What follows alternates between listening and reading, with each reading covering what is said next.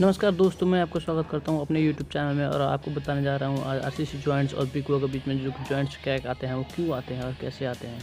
तो दोस्तों होता यूँ है कि जब टेम्परेचर चेंज होता है एनवायरनमेंट में तो उसके कारण क्या होता है कि एक्सपांसन जो होता है वो कंक्रीट और ब्रिक में दोनों अलग-अलग होते हैं। तो इसी कारण दोस्तों due to uneven contraction expansion दोनों के बीच में क्रैक्स डेवलप हो जाते हैं और इसी को बचाने के लिए हम लोग प्लास्टर के टाइम में मुर्गा जाली का यूज़ करते हैं।